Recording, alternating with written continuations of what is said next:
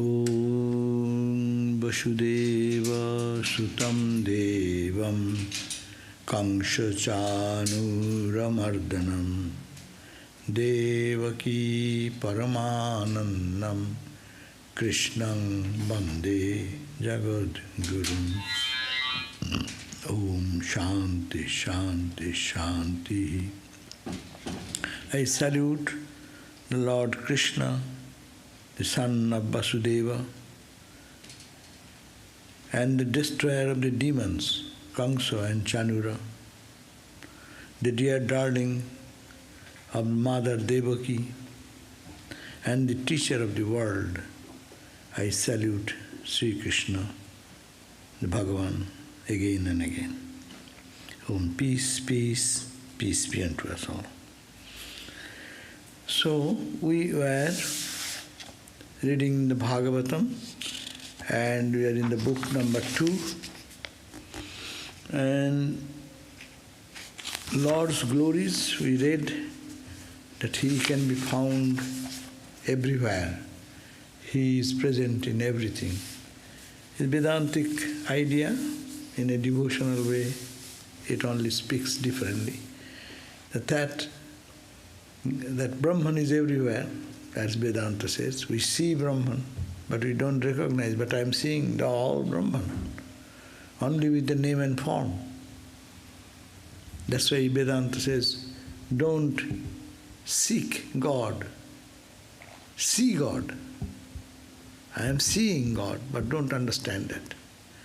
So that was the way, and the glory of seeing that, that seeing God everywhere, that was the chapter we ended. Now, this we are starting to the 8th chapter, the 20 questions of Parikshit, the dying king, not dying king, who is almost ordained to die. That king Parikshit is waiting for dying, and the teacher is Shukadeva, the great sage. So he is talking about, and he is asking his last question. So how to spend all the moment in God consciousness. So that was the discussion. So here the Rajo Vacho. Raja means the Raja Parikshit, the king Parikshit, who is in the Naimisha Aranya, that great forest, holy land, and all the sages have gathered around, and he wants to know about the ultimate goal of life, and last few moments thinking of God and devotion. So then he is putting his question. That greatness of bhakti, the devotion, how glorious is bhakti, because bhakti is spontaneous. Bhakti is a natural thing in our life. Devotion, we all carry devotion, means love. Love, there is nobody in the world who does not have love in the heart. But someone loves one object, someone loves the other object. Only the subject of their love is different. So now, here, but bhakti is love. When it is only goes to God in the dualistic language, then it is called bhakti. Otherwise it is a mundane love, worldly love, and that love is the same sanctified pure love, but because it is not transmitted directly, the pure, it gets little polluted because of the mind and emotions and ego through which it percolates. So Raja Parikshit then said this question: to whom and in what manner did Narada, the sage, with supersensuous insight, impart the knowledge of Bhagavata in obedience to Brahma's command, describing and elaborating the countless attributes of him who is beyond the gunas or prakriti? Meaning, what it says, the Narada is ordained by Brahma. he is always charged with extreme devotion. So he goes all around the world and sings the glories of God, so that to evoke the devotion which is hidden in the heart of all. That is the Narada's work. As we get some job assignment, this work or that work and that work, Brahma gave him that job. They will go around the world and chant the name of the Lord and create devotion in there which is hidden. So now the King Parikshit is putting that question. To whom and in what manner did this Narada, the sage, with supersensuous insight, he imparted the knowledge of this Bhagavata, what we are reading, the wisdom of the Bhagavata, how he gave it, narrated, in obedience to Brahma's comment. They, only after realizing the highest, they could have just kept within themselves and entered into Samadhi. But they didn't allow. Brahma didn't allow that how to transmit that wisdom for the good of the humanity, for the masses. So he was ordained, you go with this job.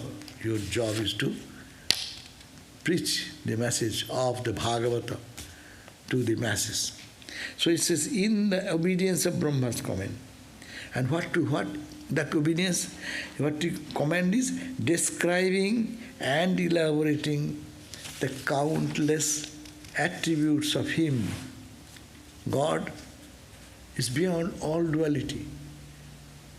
But He has so many attributes also. His infinite compassion, His infinite beauty, His infinite glory manifesting to the nature, to individual and to the cosmic, His presence in the stars and galaxies, all His glory as manifestation of the Lord. So, who is really beyond all description. See how Bhagavad is beautiful. It just gives a touch of the non-dual and the dual. We are living in the dual universe. That duality is how that transcends into that absolute. He has the full knowledge. The King Parikshit is such a student. He knows all these things. But he wants to absorb more and dive deep into that God who is beyond all glory, no glory can limit him, beyond all description, Satchidananda, na? Beyond all glories, all forms of expressions.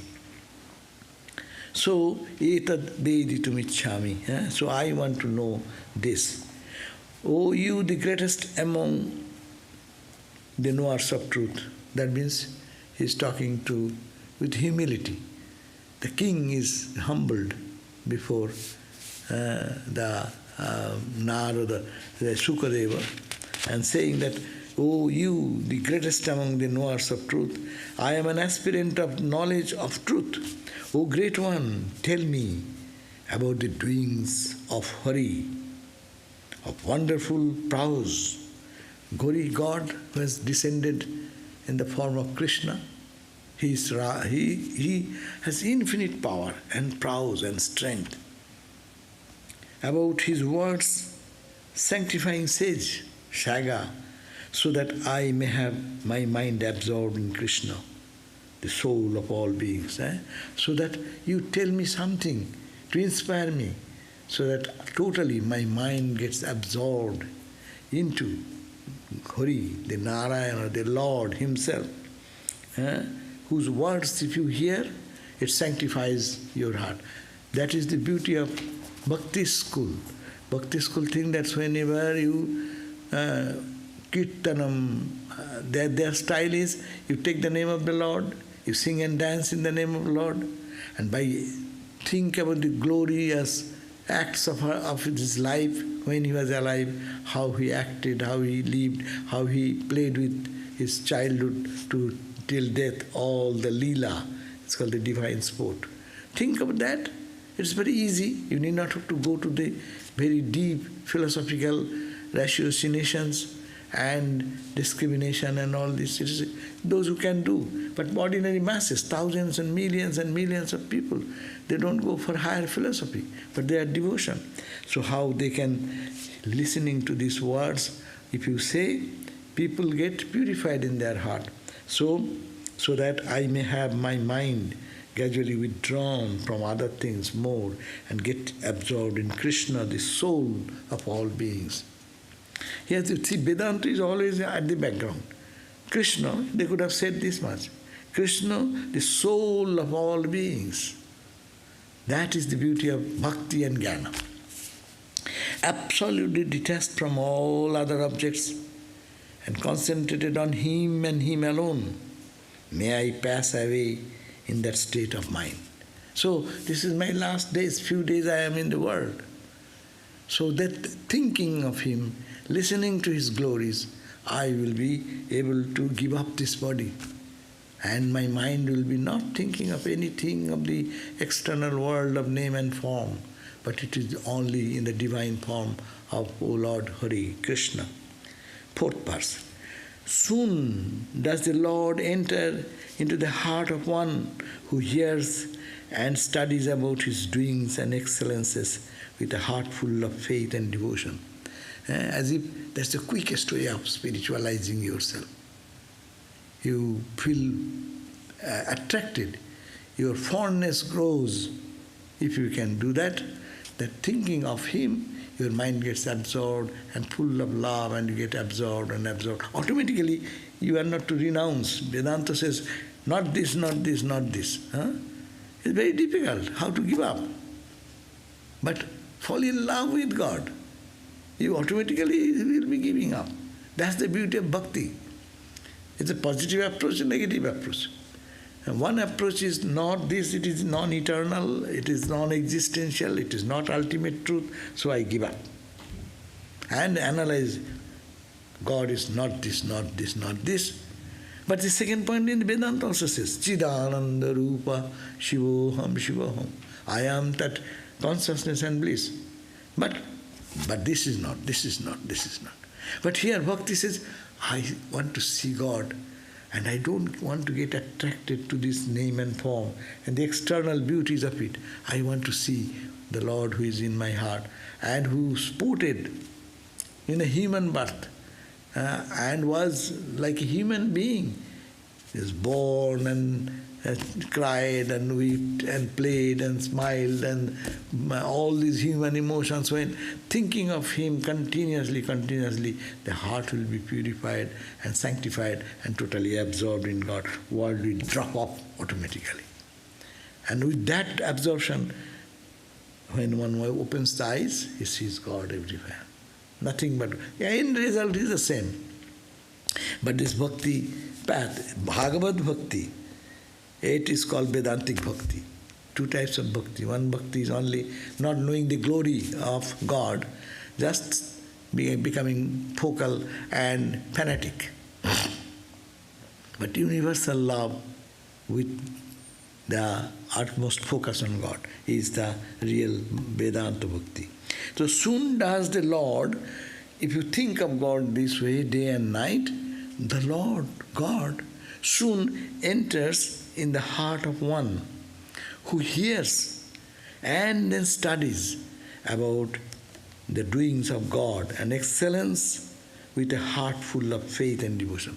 I love God and I have faith in Him and getting absorbed, and then they get out of the world's problems. Fifth verse. Through the portal of the ears, He enters into the heart, lotus heart of His devotees, who hears about His excellences, and when He so enters, He, the Lord, purifies all these impurities of the heart, as the autumn season clarifies the turbid water of the rivers, as if like a blow. It comes like a storm and takes away all the dirt and dust. So similarly, when someone hears the Lord's word, enters through the ear, and then goes into the heart. That is the point, goes into the heart. Then all the dust and dirt, all our negativities all our worldly thoughts being washed away. And then it will be giving the example like the dust and dirt is cleared from the turbid of the rivers.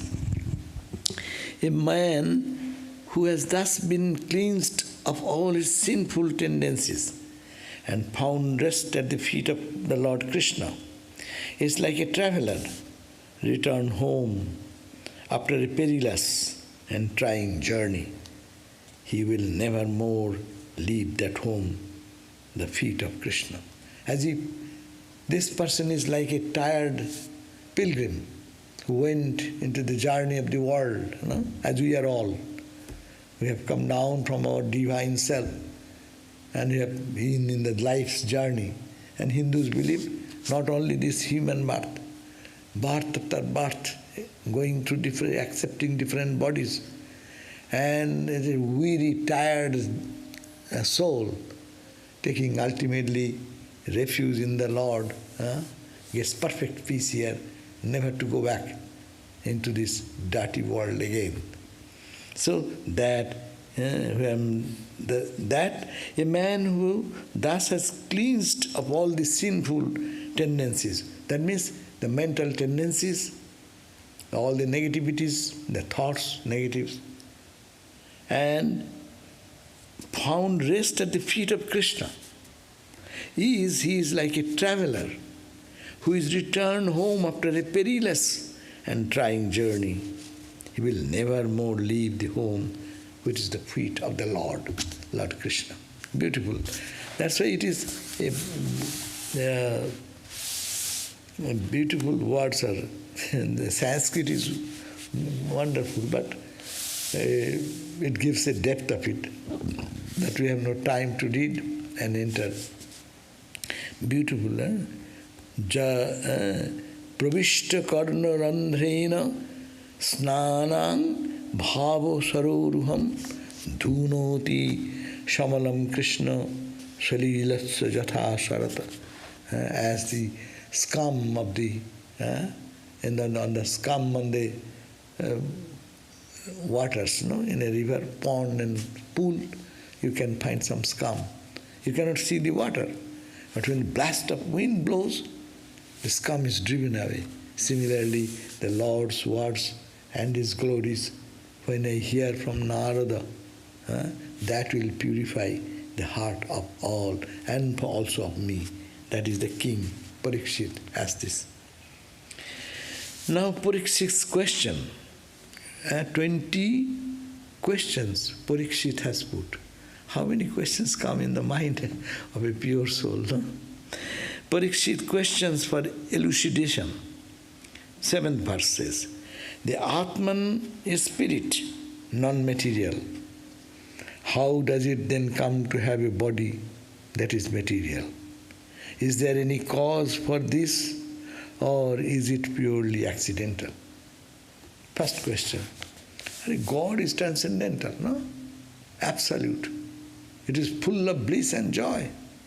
So, Atman, that is the spirit, Ajaha, is unborn. Srijati Bhutani, he creates this universe. So, non-material substance. And how does it then come to have a body? Who is bodiless, how he can be entering into a body? That's a very good question. We call Maya this, that. Let us see what they say. But the questions are very intelligent questions. Is there any cause for this, or is it purely accidental? The birth of God, when He comes down as Christ, as Buddhas, as Ramas, as Krishnas. Here we are concentratedly we are talking about whom? We are talking about Krishna. So if He is the Lord of the universe beyond all the dualities and eternal and absolute, how He will be coming down here? First of all, that's impossible. Infinite becoming finite. That's one. Is it possible? How can it be possible? And if it is so, is there any cause to take an ordinary human body and act like an ordinary person? Man, 8th verse, man, it is sin has so many distinct organs and limbs. Now the Supreme Person, from whose navel the world lotus is said to have emerged, is also described as having the same kind and the same number of organs and limbs. What then differentiates God from man? Many people say, that's why it is, many people say, I am also an incarnation, and Christ is also incarnation, Ramakrishna is also incarnation. What is the difference? If you take the body of Ramakrishna or say Christ before the medical doctor, will they not find the heart, the lungs, the kidney, the hands, the feet, the eyes? So it is the same, the head, the brain, neurons. What is the difference between this incarnation of Krishna and me, an ordinary guy? See, very wonderful question. This is Bhakti Shastra. This book is Bhakti. But Bhakti has this greater understanding here. How it is that what is the difference then? What differentiates between Krishna and me? What differentiates between Sri Ramakrishna and me? He was a human being. He has his high temperature sometime. No? He was old. He had cancer. Cancer cell was in his body also, as in our body also. So what is the difference between these two? That question. Brahma, the controller, 9th verse. Brahma, the controller of all, is said to have come out of the navel lotus of the Supreme Being. Even the Brahma, the creator, has come out of the fundamental creator God in according to this philosophy, Narayana. No? That's why you find that there is a Narayana lying on a snake, big snake, and he's lying down, and there is snake, his hood is covering the head of Narayana. No? And from the navel region comes Brahma, and Brahma creates this whole universe. So he says, Brahma, who is the controller of all this created universe, is said to have come out of the navel lotus of the Supreme Being, and is sitting there to have created all objects within his blessings. So Brahma, by his own, directed by Narayana, he has created the whole universe. Surely there must then be a difference between the Supreme Being and the jivas. Because if Narayana, he creates Brahma, and Brahma creates this whole universe, and we are created by Brahma, so there should be some difference between me, ordinary jiva, and the Narayana himself, the Lord. 10th verse. He, the Supreme Being, who is the Lord of Maya, and indweller within all beings, as also the source from which creation, sustenance and dissolution takes place. In what form does he remain when he dissociates himself from his Atma Maya, inherent creative power? Mama. This question is a serious question. You are talking about Krishna or Ramakrishna or Buddha. We equate all the avatars the same, Christ. So he, who is the Supreme Being, who is the Lord of Maya, he is the master of Maya. We are under Maya. We are created by Maya, no? And he is the Maya, master of Maya. He controls Maya. And we are subject to Maya. So, this he, who is he? He is the Lord, he resides in the heart of all.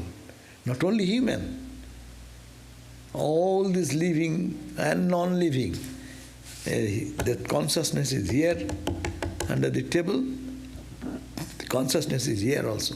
Somewhere manifest, somewhere less manifest. Brighter manifestation, lighter manifestation. But everywhere the consciousness permeates, no? So here Krishna, he is everywhere. In a dualistic language they say, God resides in the heart of all. Gita says, Sarva bhutastam atmanam. Sarva Bhutani Satmani. In every being, that Atman which is there, he sees that Atman, his vision is the correct vision. So, he, the Supreme Being, who is the Lord of the Maya, and the indweller within the beings, all, everyone's heart, he resides. And the source, he is the source. What is the source? From which creation, sustenance, dissolution, all this take place. In what form does he remain? Now, in what form does he remain when he dissociates himself from his Atma Maya? So when he detaches from this world, then where does he reside then? If the creation is not there, where does he go then? 11. We have heard it stated in the two contradictory ways that the worlds and their protectors are formed of his limbs, and also that the world and their protectors constitute his limbs. How are these contradictions to be reconciled? Now see, there are two answers to this question. So he said, we have heard. Who is saying we have heard? It is Parikshit is putting the question. Parikshit says, the king says, the questioner says, we have listened, we have heard before from other sages and saints that two contradictory ways, that the worlds and their protectors, the world and his protectors means his masters, that gods and goddesses are formed of his limbs. They come as if a part of the limb of Krishna, the limb of the avatar. And also, we have heard that the world and their protectors constitute his limbs. All this added together is the Lord. How can we reconcile these two contradictory ideas? What are the lengths of time involved in a kalpa, a full cycle of time, and in a bikalpa, intermediary cycle of time? Time, what is time? Length of time. It's very, in Hinduism there are kalpa, bikalpa, and all types of thoughts are there. That means, what is the length of time which is involved in a kalpa, means in a full cycle of time. Full cycle of time, how big is that time? And in a bikalpa, means intermediary cycle, that means our life, say someone living 100 years. So the length of time involved in a kalpa means, say, whole length of time, no? 100 years. But what is bikalpa? Intermediary cycle of time. Meaning, say, yesterday was one day, that is gone. Today it started at certain time. This day is going on. I will go to sleep. This day will also go. So it is an intermediate cycle of time. How are we to understand time with its divisions in the past, present and future? How I can think that the Lord was one and absolute, but in that absolute infinite, how the time has been divided, the past, present and future, the three divisions of time, how we could have that. What is the span of life of different types of beings? What is the span of life? Human, as for the, like men, women. Pitris means forefathers. Or suppose we are here, those parents have passed away. What is there? Our time, one day is how much? 24 hours. Okay? This human calculation. So, suppose what is the one day for our forefathers? They say 1 year. Our 1 year, our 365 days is equal to 1 day of the forefathers who have passed away. They live in a subtle level. No one dies until God realization. But so long you are here in this house or here in that house. But that is relative. Here you live 365 days, that's called 1 year. But there you live, there's also 1 year, but that will be long time in human calculation. That's why in our Hindu rites and rituals, every parents or there some oblation is given to the forefathers every year, 1 day. It is like giving food to them, offer your respect and love. As we do in our childhood, we used to go, the day starts, we start our day with touching the feet of the father. In Indian tradition, mom, touch. That is that. So yesterday and today, we have 24 hours. But for forefathers, our 365 sub-days will be 1 day for there. They live in longer span. That's why it's called, what is the span of life in different types of beings, like the men, women, like the pitris, like gods and goddesses, etc., etc. So there's 20 questions, no? He's putting all these questions. Do you remember all the questions now? Baba, you have to remember the question and the teacher will have to respond one by one. You must tell me about the action of time in its micro and macro aspect. Time has two aspects, micro aspect, macro aspect. Also tell me what realms man can attain through his actions. By doing good job, which realm you can go after death? Higher realm, lower realm? Yes, that's why Hindus have so many heaven and hell. And others have only one heaven, one hell, no? Christianity, Islam, they have the idea that one heaven, one hell. You do good thing, and divide it. Go this way, go that way. But Hindus have option. A hell, which type of hell? First, intensity of suffering, 1 grade, 2 grade, 3 grade, 4 grade, 7th grade. You can be, according, it is very rational. You do some mistakes, so you should be punished. So you should get a little lighter punishment. So you go to one plane, and someone did such very heinous, some bad things to others, so he should be punished. So he should go to a lower hell. You did good charity and love somebody and you get, say, maybe one heaven. Another did much greater dedication and did something good job, good reward. So you go to the 5-star hotel and go to any other heaven, means all places of enjoyment. So many, where then his question is that, also tell me the realms of man. Realms man can attain through his action. So this is very important. How do we serve and live in the world and do add to our karma, and that karma will give us the freedom to live in which plane, which level we are.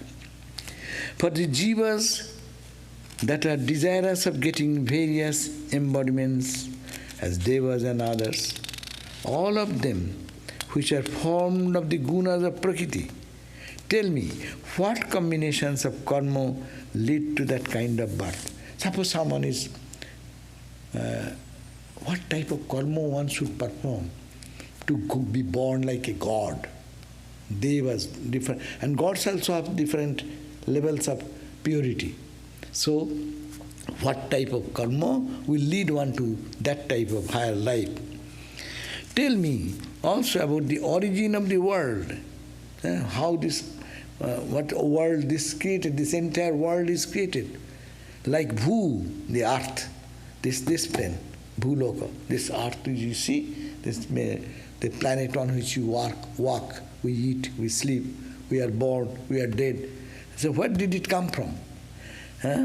Tell me also about the origin of worlds like Bhu, earth, Patalo, netherworld. That means the dark area, bright area, medium area, and the quarters, all the 4 quarters, these east, west, north, south. The sky, the planets, the stars, the mountains, rivers, oceans, islands, etc., and of their inhabitants. Who live there? Who is capable of living in the earth planet? Who is capable of going into the heaven planet? Who is going to Netherland, nether zone? And who, the sky, there are some live in the sky, some in other planets, some in the stars. We think that we are the only living entity, but they are thinking this question. There may be some different type of beings are there, not like us. But in that context, there are some jivas who, what is their karma can lead them to there, and what type of people live there. Ocean, in the ocean we know. Ocean is ocean, but it gives sustenance to how many aqua life, how many aquatic lifestyle, and on different levels.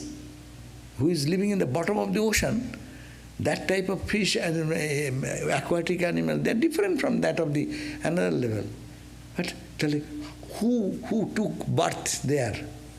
Who become that aquatic animals? So planets, stars, mountains, rivers, oceans, islands, etc. You ought also to tell me about the internal dimensions of Brahmanda, the whole universe conceived as a cell. This whole world, what is you must say about the internal dimension of Brahmanda. This Brahmanda means this Anda means the egg. The created egg, the earth is egg cell-like form. That's called Brahmanda. Of what is beyond it, and what is the center of the created earth or this world, and what is beyond the egg form of the lives of the great men, and of the stipulations about varnashrama ideal of society. So you tell me about how in the whole universe is conceived in a cell, what is beyond it, and the lives of the great people, and of the stipulations about the varna ashrama. Varna ashrama, you know, varna, 4 varnas and 4 ashramas. What are the varnas? Ashrama, 4 ashramas is brahmacharya, garhastha, vanaprastha, sannyas. The student life, married life, then retired life, and life of renunciation. And 4 societies, varna, Brahman, Kshatriya, Vaishya, Shudra. Brahmin, those who live in intellectual level and learn about scriptures and other things. Brahman. Kshatriya, they live only about God and God consciousness, scriptures and studies them. That is their life. And warrior class, Brahman, Kshatriya, to protection of the country, this protection of the good people, and destruction of the evil. So, Kshatriya class, that is the second varna. Vaishya, in a good society there should be a business class people who will be always helpful for economical development of the society.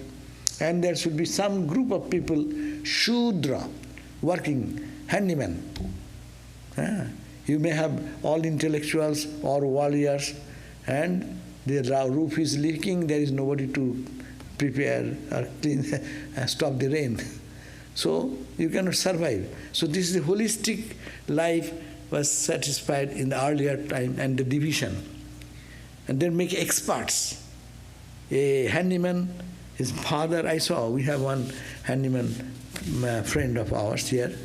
His son, this small tiny boy, his father is doing something technical, and he is taking a screw and driver and this and that. See how he learns, seeing the father, he is getting adept. When he will be little adult, he will know so much about fixing things, no?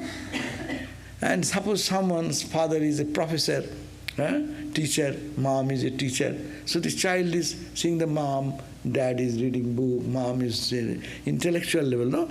He quickly adopts those qualities. So that's why that is the benefit of the four classes of people in the society. Brahmin class, they are intellectual, they will read the chant. See, you go to South India, you'll find. Even the small boy or girl, they are chanting Vishnu Sahasranama, this, that, no? We learn it after 20 years, 30 years, when you are almost becoming old. That time we started chanting those things. But they learn even when they are on the cradle, hearing those mantras. So that's the greatness of the system of Brahmin caste. They are expert in that. They are expert in worship, how to do worship for you, for him, to please the Lord, and how to purify the heart. But all Hindu system said, all these will lead you to the same goal. No is higher and lower. It is a means of reaching God, serving God. Anyhow, so the question was that Varnashrama ideal, what is the ideal society? And what is the Varna ideal and this Ashrama ideal? I have told, Varna is four Varna: Brahmin, Kshatriya, Vaishya, Shudra. The Brahmin means intellectual class of people, Kshatriya the warrior group, military, protective force of the country. Then business, without business, society cannot survive, no? And then working hand. And these are the four. And so even the individual brain, in individual life, if you take, then it is the brain is the Brahmin. Head, it thinks, always thought, right, wrong, this, that, no? Then hand is the work, is the Shudra. so warrior class. Warrior. Their stomach is the food, and Poor. the feet is the Okay. Okay. So you can put it into your life and yes, that is the way probably the scripture suggests. So describe the wonderful actions of the Lord in a sportive manifestation as divine descents, incarnation, as also the yugas, time, and the duties pertaining to a particular yuga. Each time there is a duty, and that becomes predominant duty of this particular age. So tell me, what are the duties of particular age? What are the time period of that? What are the common duties of men? And what are the special duties? What should be common duty for all humanity? And what should be the individual special duty for individual person? What duties are to be followed by a person practicing different trades?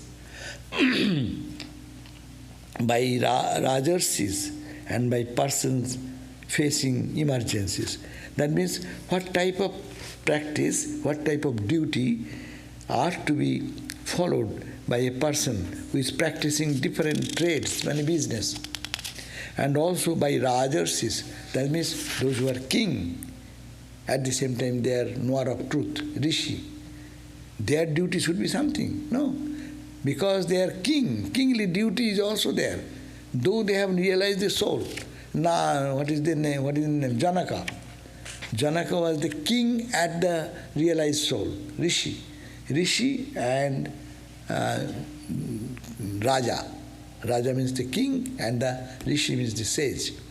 So what will be the duty of that category of person?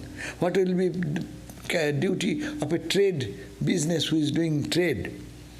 And by persons facing emergencies. Tell me about the number of categories like Prakriti, Mahatattva. That's all Sankhya philosophy. What is Prakriti, what is Mahatattva? And their nature. What effects they produce, about the way of worship of the Supreme Being, about the practice of yoga with 8 steps. So, tell me about Sankhya, tell me about Patanjali, all these questions. Inform me about the way the yogis progress in hereafter, those who are practicing spiritual discipline in yoga path. What happens hereafter, after they die, what they do after death. how the yogis destroy the linga sarira, the subtle body with which the jiva transmigrates. They, in the subtle body, they do much yoga practice. Some will have to come back again. And some maybe purified themselves too high, they live in the subtle body. How they can transcend that subtle body to causal body and transcend the causal body to merge into the Brahman, the Samadhi. So, and the nature of scriptures like the Vedas, subsidiary Vedas, Dharma Shastras, Itihasa, traditional history, and the Puranas. Speak to me about the creation, protection, dissolution of all beings, of the ritualistic duties laid down by the Vedas and the Smritis, of desire-prompted rites and rituals, and of the three ends of human life, dharma, artha, kama. So, tell me, what are the duties and responsibilities, what is the dharma, what is artha, what is kama, and what is moksha. All these details I want to know. So we end here today, 21 verse. And then we'll read again next time from 22. So, Prashna, I have no question now. I will have no question. Lot of already question, and we should not have another question. If one escapes life and death through moksha, where does the soul transcend to? There is no question of transcending the soul. When one escapes the life and death through moksha, that means he is already liberated. Liberated means his soul has attained perfection. That means he has attained the identity with the divine. So there is no question of going anymore. Another question in developing, don't take any more questions. We will not take any questions today. We'll do it tomorrow. I can do that. In developing love for God and doing spiritual practice, how do we make sure that our efforts are not spilling out through holes in the field, like Ramakrishna's farming irrigation metaphor? That's true. Whether we are really practicing spirituality or it is going into the black hole and not black hole. True. We have to be careful. Really, are we progressing in spiritual life, or in the name of spirituality we are declining? Yes, purity will come in the heart, love for others will come, genuine attraction for purity, truth and God will develop. Spiritual life, am I progressing in spiritual life? Is one sign. Am I inclined for God and godly things? Or I am getting interested in world and worldly things more and more. So this will be the sharp distinction. And how much I used to hate people, how much I used to criticize people, how much I used to see the fault of everyone, how less I am seeing fault in others, how less I am doing any thought of harm to anyone. Even the insect, the holy people will not ask for any harming even the insect. So, okay, we end here today. We will have our interesting class of Swami Sarvadevananda at 7:30. Please come at 7:30 in person and online. Okay? See you then. Om Shanti, Shanti, Shanti. Hari Om Tat Sat. Sri Ram Krishnarpanamastu.